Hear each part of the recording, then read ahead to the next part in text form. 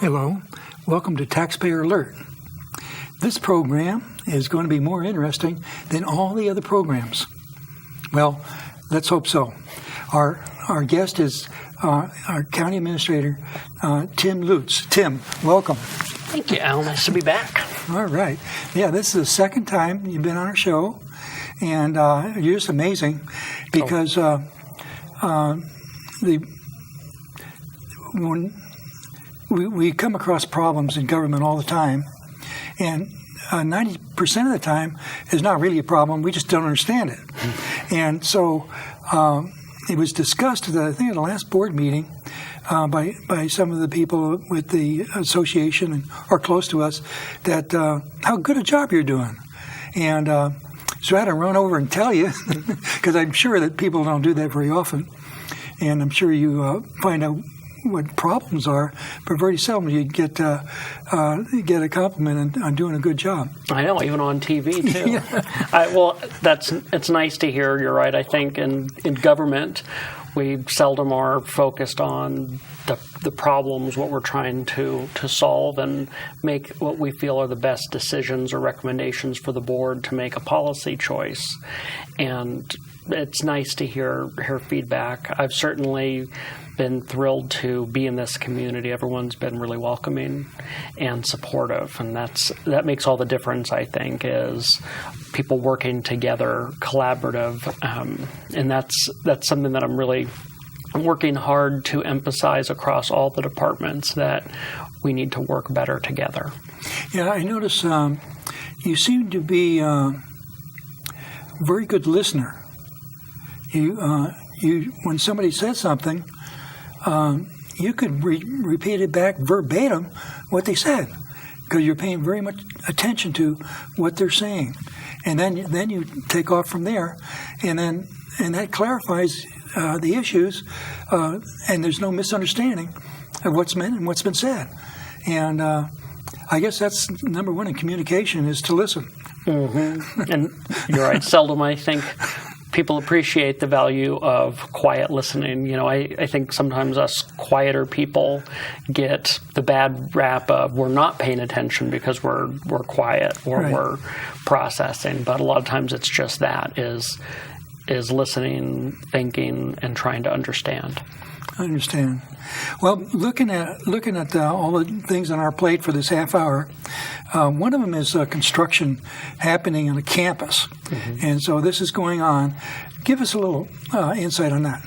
Well, probably a month after I got there, we were able to bring on board a facilities and maintenance manager who has really it was an excellent hire. He's done a phenomenal job of really looking at the projects that we need, which is huge. It's one of those things of how do you eat an elephant, one bite at a time. And he's really gone in one bite at a time, looking at some of the areas where we've had deferred maintenance across the campus that really ultimately puts us at greater risk because we don't want a building structure being damaged. And also the aesthetic side too, is it's a professional building. We want the county to be represented professionally. So really being able to go in and do some of the painting, some of the work on landscaping, but at the same time looking broader at some of our larger building problems. We're looking at what to do with the old jail. And a lot of this, as we're looking, is trying to identify places to help some of the departments that are in less than ideal conditions. Our district attorney, as she'll be happy to point out, is in portables at the very front end of the campus, and it's far from ideal. We really want to identify a good long-term home for the district attorney, and also our information technology department is bursting at the seams in the basement behind environmental health. So it's a lot of exciting stuff going on. At the same time, when the public goes there, they might see certain areas that are roped off as they're either painting or doing some construction projects. What are you going to do with the old jail? Well, Truthfully, because there's asbestos in there, and a jail is one of those examples of unique architecture that is built for a pretty specific purpose. The cost of rehabilitating or refurbing that building to meet office standards is exceptionally high, particularly with the asbestos. So we're actually looking at having the jail torn down. One of the nice things with the facilities manager is he's been working with salvage and demolition companies that specialize in both salvaging and paying us back the value that they get out of there, and also focus on the fact that there is asbestos. They need to take certain precautions in taking that building down. So the cost is far less than we would have expected, and we're getting about $100,000 in salvage that comes out of there with the company. Okay, you get $100,000. What do you pay? Again, we're in our early stages. I don't have an exact quote, so these numbers could change. Probably in the neighborhood of $200,000 to $250,000 to actually have it demolished. That's like a third discount. When we were looking, the cost to rehabilitate is some of the quotes we were looking at. I mean, well over $3 million to try and do the asbestos remediation, and then do anything that's really meaningful in that building. And even then, it would be less than ideal. So, if you were to build a new building, what would that cost? What we're looking at is building basically a prefabricated steel building, and with that, then the facade can match, basically with the existing area, so it doesn't look really out of place. That saves a huge amount on your cost. Then the inside is really looking at how you would furnish it, put the HVAC system, make it an actual area for offices. The quotes, depending on how elaborate you want to go, that's anywhere from $900,000 up to $1.5–2 million. Still results in a cost savings to go through those options. A lot cheaper than rehab. Yeah, and you have essentially a very sturdy, solid building at the end. Now, does the district attorney get first dibs as to where her office is going to be? I think she's earned the right. What type of time frame would that take before that be completed? We're developing a space plan now, and part of what we're using, we have, in 2007, the county took out debt, actually, that's been, we use some of it for campus rehabilitation, but there's also some of that money remaining. What we're looking at is utilizing the remainder of those funds, plus leveraging any of our other, like capital improvement teeter-type funds to augment the projects. So with that time frame, it's like anything else, project management. You have your time frame, how quick you want it. How quick you want it also becomes a factor on price. So if we recognizing that we have limited budget, we also have to plan in phases and say this is the most important, this is the second. That way we're ensuring we're not overspending to get a project quickly. So that means several years. Absolutely. Yeah, our phase model will absolutely look at least, I would say we're looking into 1920 before we're hopefully finished with a lot of these phases. And we want the district attorney to still be alive. Yeah. Well, that'd be a good thing. One of the things that, of course, another thing is important is roads and bridges and those kind of capital improvements. And I think you're getting a grip on that as well. That's been a really large priority for the board, for myself. On the September 26th meeting, Public Works is bringing forward project approvals for the new funds that were allocated through Senate Bill 1, which is the transportation funding that was passed. The goal there is we need to get the list of projects we'd like included in that on that list and approved by the state's deadlines. And then on October 10th, when that's the meeting after, we're bringing the capital improvement plan to the Board of Supervisors to be able to review all of the road, bridges, projects, allow the board an opportunity to see what's there, what might need to be added, and what those priorities need to be so that we ensure that we're hitting the infrastructure that is most at need. I see. It seems like roads and bridges have a lifespan, and so you know that you need to put money aside for replacement before the end of the lifespan. And I guess you call that depreciation. And in some areas, it doesn't seem government is actually doing that. They're depending on state grants or other funding sources to get the worst thing at the time, and rather than follow a long-range plan of orderly upgrading or replacement. I guess that goes into long-range planning. And what are your thoughts on that? Well, on the roads and bridges, before we go to long-range planning, I agree. I think it's one of the challenges, and I think this is a common criticism of bureaucratic layers, is it's astonishing how costly it is to build a bridge, how costly it is to build a stretch of road, that if you're building a house in your area, you're doing a driveway, or even if you have a large lot of land and you're building a road, that doesn't have to meet the same weight standards based on big trucks going up and down that on a regular basis. So when you start to look at just the huge cost increases of maintaining just our roadways, let alone our roads and bridges, it's the challenge of the funding sources over time just have not kept up with the cost of adding layers of requirements plus adding materials costs.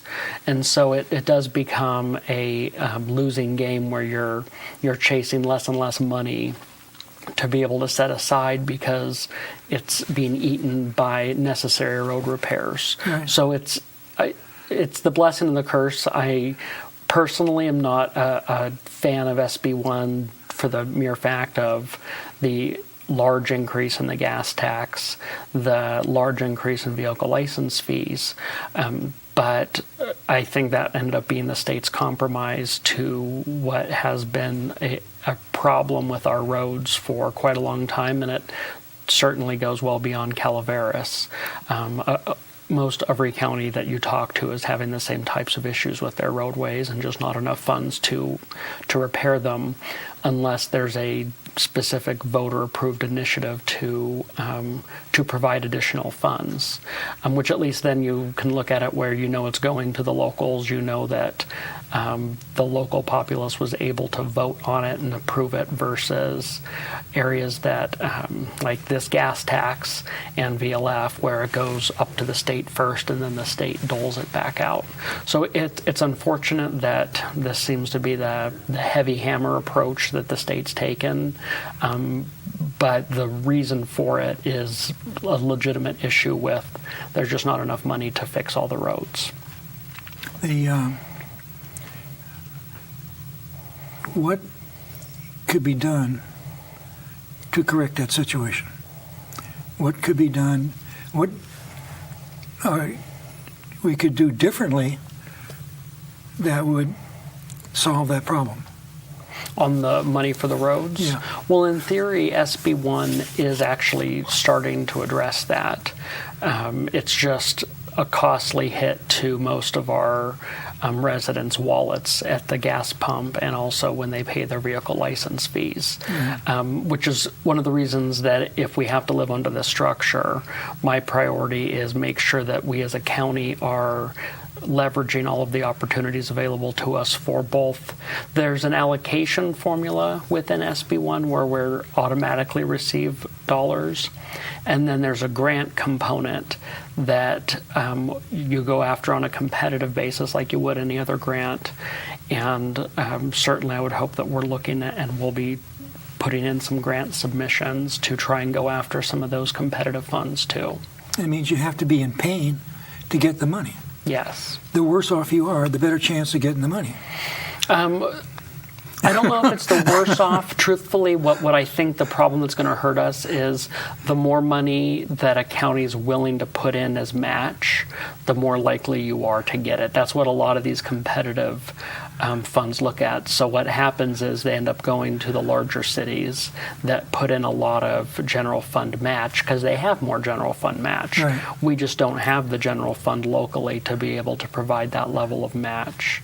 So that's when the grants are being evaluated, that's going to be certainly a criteria that they'll look at is how much match are you putting in to show that you're invested in this project and that you're not just looking at state funds. Right. Okay, I understand.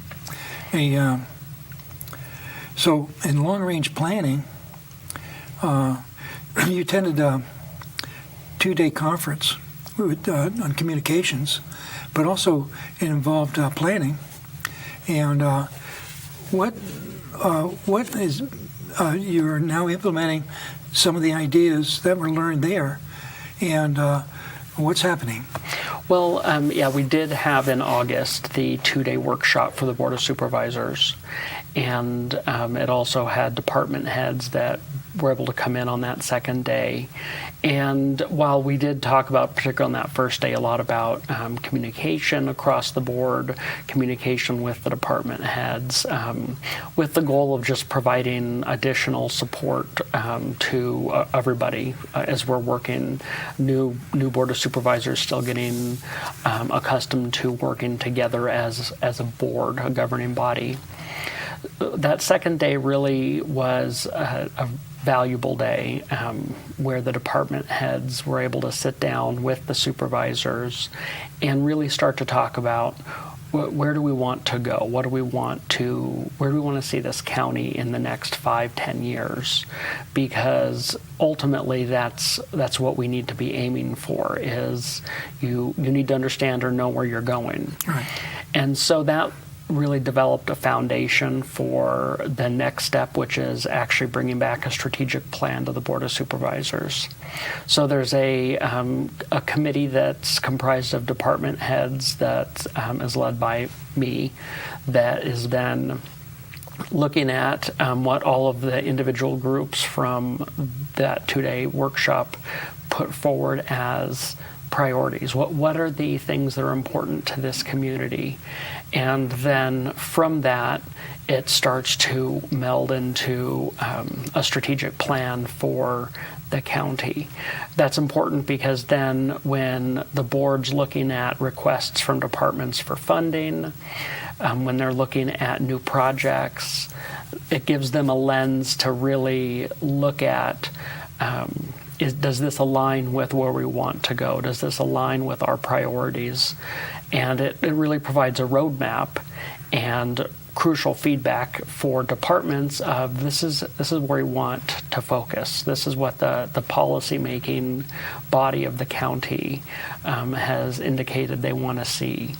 And so it provides feedback to the board, it provides feedback to the departments, and really helps steer the ship in the direction we want to go. One of the things that may not have been done at the conference was to define the ship. What are the ship's responsibilities and limitations? In other words, there's some things that government has no business being involved with, and other things it really should be doing a better job. And so in looking at the future, what sort of role do you see in the private sector in what happens in the county? I think, I think this goes back to what I said early on about collaboration, is for our community, we really need to be looking at this as all of this and this together. One of the added programs that came out of the budget process was economic development. And what I see with that economic development piece is someone and a department who's focused on working with our business community, who's focused with helping to grow our local businesses and help them navigate some of the bureaucracy within government. And with that, forming some critical partnerships with our groups that are doing a lot of this, like the Chamber being one example. But also our businesses, our business associations, our different business key business leaders in the community. Those are all people who we're not looking, and I would agree with you, government is not the best answer in a number of areas. We're not looking to compete with the excellent work that some of our nonprofit organizations are doing, like the Chamber, like the Visitors Bureau. We're really trying to look at how can we help align all of everyone's goals together toward these common larger picture goals, such as continuing to see our economy prosper, see jobs come in, safe schools, opportunities for our youth, and services for our seniors. I think all of those areas are things that this community values, wants to see. One of the things that I liked from our strategic planning was the sense and the concept that every community has its own unique personality, unique characteristics, that we wouldn't want to see that lost. And part of then promoting that is what is this community? It's going to be different in McCallamy Hill than it's going to be in Murphy's, and it's going to be in Copperopolis. And really tying into that and making sure that we're sensitive to that, but also working with our community to enhance that. It seemed like along with that would be some effort to review regulations so that those that are no longer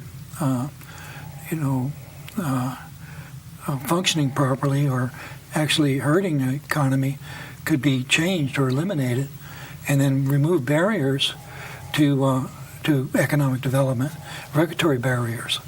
And sometimes these barriers don't come from the Board of Supervisors, they come from the state. So this means that if the county, without being an insurrection against the state, can certainly contact our representatives and say, look, these laws are hurting our community, and can we change this? Can we repeal some of this or modify it? And I understand the counties belong to several organizations. I think one of them is CSAC, and the other one is RCRC. Mm-hmm. And maybe, of course, you can't suggest that the supervisors do anything, but they could, if they saw a clear need, communicate with these other organizations to try to lobby the state to make the environment better economically. I completely agree. I think we've been, as a county, working much harder at looking at legislation. Like it or not, the legislation continually is impacting us, and we're taking a much more proactive role. A recent example was, very happy to say that AB 1250 was ended up not being heard on a floor vote, and Calaveras County was one of the many counties that the board adopted a letter of opposition to sign on to the coalition led by CSAC, led by Welfare Directors Association, to really highlight that this isn't about effective governance, and it's more about labor's ploy to try and limit government's ability to contract out where it doesn't make economic sense for government to be directly providing that service. Yeah, I think the unions were behind that. They're afraid of competition.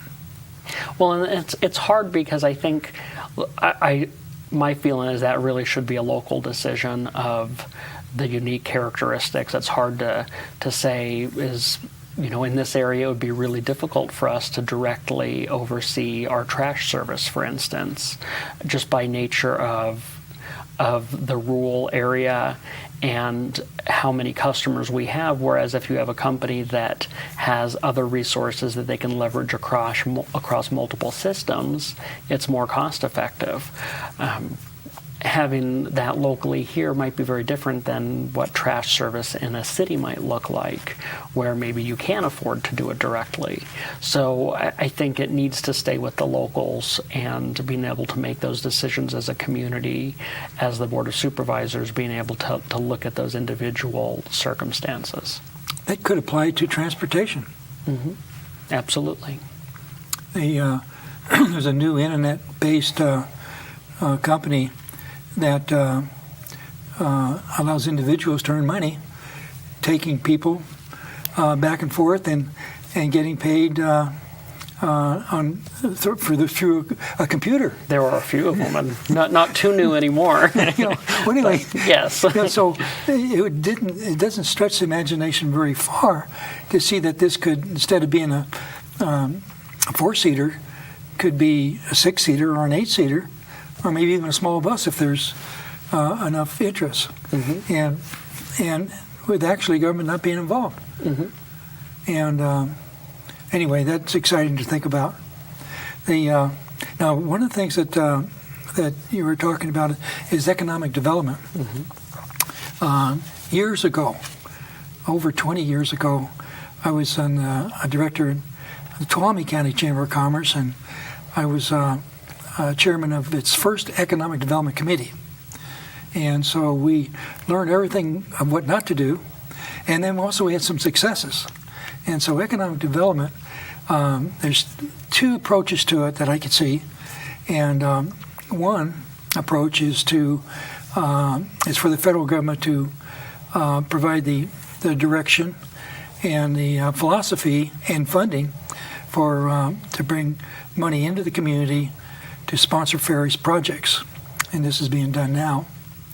The other approach is for the economic development people to package what's in the community, what's available, and also do demographic studies so that somebody that would want to bring a business here would have it all mapped out for them. And with the study, they'll know what the employee base would be. They'll know what the cost of housing is, or if there's a shortage. And so by this approach, the economic development people are actually improving communications, but not necessarily seeking to direct or control the nature of growth. What's your thoughts on that? I will say we've been looking at all of the different schools of thought, and there's actually a couple more adaptable ones. I would call them hybrid models. I think the latter of those 2 is certainly a much more favored approach for the community, with the emphasis on local business. I gave you a rough question. Oh, as the I know. last We're ran out of time. It. Thank you so much, and thank you for watching Taxpayer Alert. Yeah.